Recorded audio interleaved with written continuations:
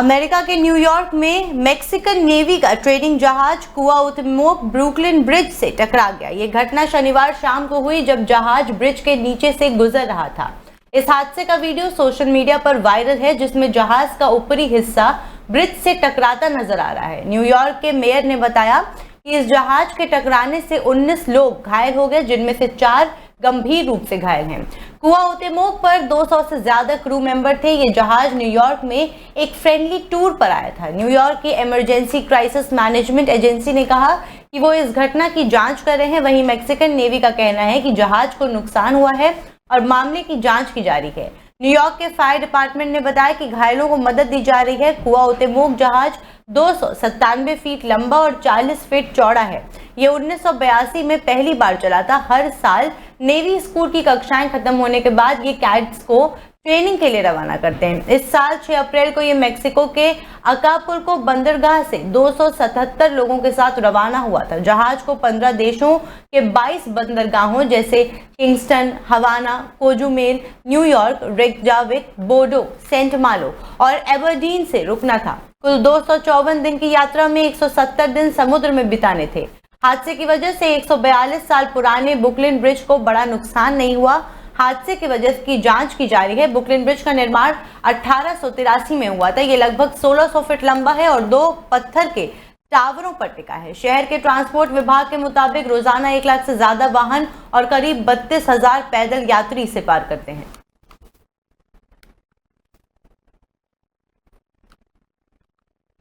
महाराष्ट्र के सोलापुर में MIDC स्थित सेंट्रल इंडस्ट्री में लगी आग पर अभी तक काबू नहीं पाया जा सका है। इस भीषण आग में 3 लोगों की जलकर मौत हो गई, जबकि 4 लोग अभी भी अंदर फंसे हुए बताए जा रहे हैं। इमारत में फंसे लोगों में उसी फैक्ट्री के मालिक और उनका परिवार शामिल है। आग से बचे लोगों और रिश्तेदारों का आरोप है कि दमकल की गाड़ियां समय पर नहीं पहुंची। रिश्तेदारों ने आरोप भी लगाया है कि दुर्घटना इसलिए हुई क्योंकि अग्निशमन विभाग के पास कोई अत्याधुनिक उपकरण नहीं थे। आग पर काबू पाने के लिए दमकल कर्मी लगातार कोशिश कर रहे हैं। ये फैक्ट्री सोलापुर शहर के अक्कलकोट रोड MIDC क्षेत्र में स्थित है। हादसा शनिवार सुबह करीब 3 बजे हुआ, जब अचानक इमारत में भीषण आग लग गई। अग्निशमन कर्मियों ने अब तक 3 लोगों को गंभीर हालत में आग से बाहर निकाला था, जिन्हें मृत घोषित कर दिया गया। इससे पहले जब आग की प्राथमिक जानकारी मिली थी, तब मालूम 3 लोगों की मौत, 6 लोगों के बिल्डिंग में फंसे होने का पता चला था। सूचना मिलते ही मौके पर बड़ी संख्या में अग्निशमन दल पहुंचा और बड़ी संख्या में पुलिस बल भी मौके पर तैनात किया गया। उत्तर प्रदेश के डिप्टी CM ब्रजेश पाठक पर आपत्तिजनक टिप्पणी करने का मामले में समाजवादी पार्टी मीडिया सेल के एक्स अकाउंट पर एक्शन हुआ है। भारतीय जनता पार्टी नगर अध्यक्ष की शिकायत पर सपा मीडिया सेल के एक्स हैंडल के खिलाफ FIR दर्ज की गई है। समाजवादी पार्टी के एक्स हैंडल ने न सिर्फ डिप्टी CM ब्रजेश पाठक के विरुद्ध बल्कि उनकी मां को लेकर बेहद आपत्तिजनक शब्दों का इस्तेमाल किया है।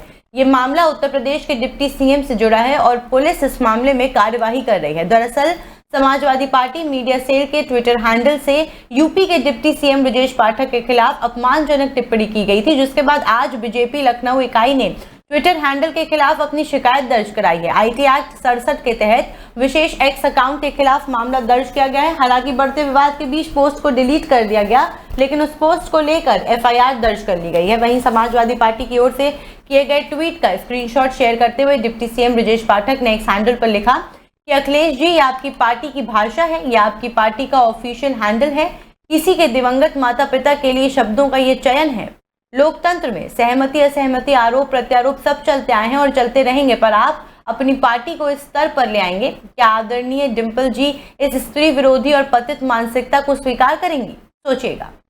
यूपी के डिप्टी CM ब्रजेश पाठक को लेकर भी कही गई कि इस तरह की टिप्पणी न सिर्फ अशोभनीय है बल्कि राजनीतिक गरिमा और शाब्दिक मर्यादा को भी तार तार करने वाली है।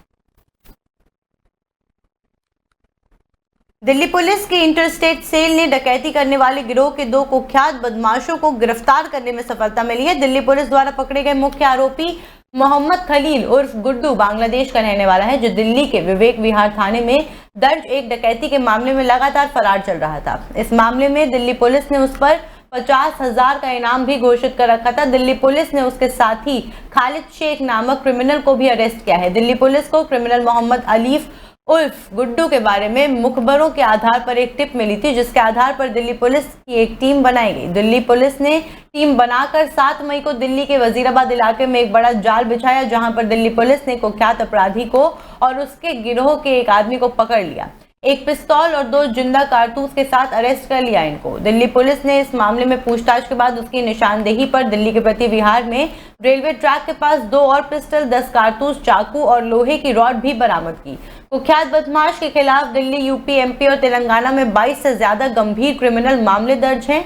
ये मुकदमे खलील के खिलाफ चोरी, मर्डर, डकैती और अवैध हथियार समेत कई अन्य आरोप में भी दर्ज हैं। दूसरे अपराधी खालिद शेख के खिलाफ रेलवे संपत्ति अधिनियम सहित कई गंभीर मामले दर्ज हैं। दिल्ली पुलिस अब मोहम्मद खलील के जरिए गैंग में शामिल अन्य बदमाशों तक पहुंचने की भी जुटी है। शहर के प्रतिष्ठित एसडी डिग्री कॉलेज में एक शर्मनाक घटना सामने आई है। यहाँ एक छात्रा को उसी की सहेली और उसके बॉयफ्रेंड ने मिलकर बेरहमी से पीटा। मारपीट का वीडियो सोशल मीडिया पर वायरल होने के बाद मामला तूल पकड़ गया। पीड़ित छात्रा, जो बीए फर्स्ट ईयर की छात्रा है, उसने बताया कि उसकी सहेली से कुछ दिन पहले किसी बात पर बहस हो गई थी। इसके बाद उसकी सहेली ने धमकी दी कि कॉलेज में वो मिलकर सबक सिखाएगी उसको। परीक्षा समाप्त होने के बाद जब छात्रा पर घर जाने लगी, तभी वो उसे खींचकर कॉलेज के ऑडिटोरियम के पास ले गई, जहां सीसीटीवी कैमरा नहीं था। वहीं वो और उसके बॉयफ्रेंड ने मिलकर छात्रा से मारपीट की। छात्रा ने शिक्षकों से शिकायत की, लेकिन उन्होंने ये कहकर टाल दिया कि ये कॉलेज परिसर के बाहर की बात है। आखिरकार छात्रा ने नई मंडी थाना जाकर पुलिस में तहरीर दी। फिलहाल इस मामले में पुलिस ने तत्काल एक्शन लेते हुए आरोपी को गिरफ्तार कर लिया है। मामले की छानबीन की जा रही है। पता लगाया जा रहा है कि किस बात को लेकर ये मारपीट हुई। छात्राओं से भी पूछताछ की जा रही है। इंडोनेशिया के उत्तरी सुमात्रा क्षेत्र में 17-18 मई की दरमियाई रात भारतीय समय अनुसार करीब 2:50 पर भूकंप के जोरदार झटके महसूस किए गए। फिलहाल किसी के हताहत होने की कोई खबर नहीं है। बीते एक हफ्ते में कई देशों में भूकंप के तेज झटके महसूस किए गए हैं। नेशनल सेंटर फॉर सिस्मोलॉजी के मुताबिक रिक्टर स्केल पर भूकंप की तीव्रता 4.6 मापी गई। जोरदार भूकंप आने के बाद लोग अपने घरों से बाहर निकल आए। भूकंप का केंद्र 58 किलोमीटर की गहराई में स्थित था। फिलहाल भूकंप के झटकों से कोई बड़ा नुकसान होने की सूचना नहीं मिली है। शनिवार को आपको बता दें कि अफगानिस्तान में भी भूकंप के तेज झटके महसूस किए गए थे। राष्ट्रीय भूकंप केंद्र के अनुसार अफगानिस्तान में 17 मई 2025 को 4:26 पर झटके महसूस किए गए। भूकंप 36.33 डिग्री उत्तरी अक्षांश और 69 डिग्री पूर्व देशांतर पर स्थित था। भूकंप की गहराई 120 किलोमीटर की दर्ज की गई थी।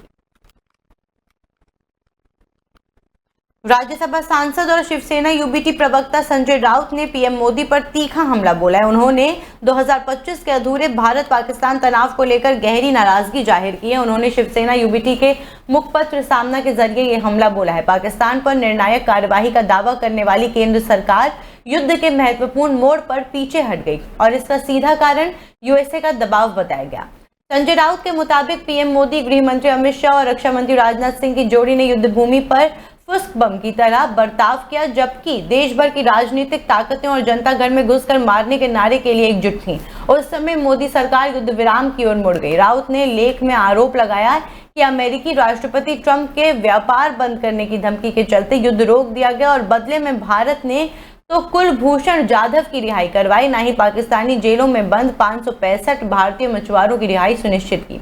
इस पर कटाक्ष करते हुए कहा कि अगर पाकिस्तान अधिकृत कश्मीर के एक गांव पर भी कब्जा हुआ होता तो भी इसे कोई रणनीतिक जीत माना जाता, लेकिन युद्ध का श्रेय भी ट्रंप के हिस्से चला गया, जिससे यह प्रतीत होता है कि भारतीय सत्ता पर ट्रंप की पदुकाएं विराजमान हैं।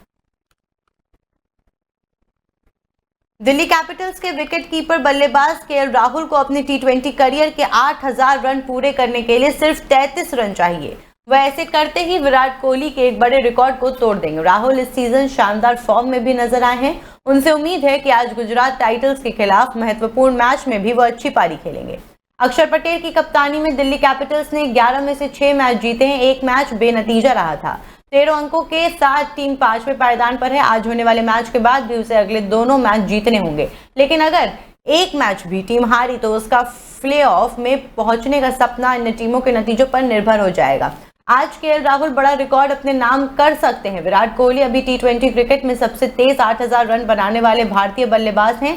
वो वर्ल्ड में तीसरे नंबर पर हैं, लेकिन आज केएल राहुल उनका ये रिकॉर्ड तोड़ सकते हैं। विराट ने 257 मैच और 200 43वीं पारी में अपने T20 करियर के 8000 रन पूरे किए गए। राहुल का आज 237वां मैच और 224वीं पारी होगी। वो अपने 8000 T20 रन के 33 रन ही दूर हैं।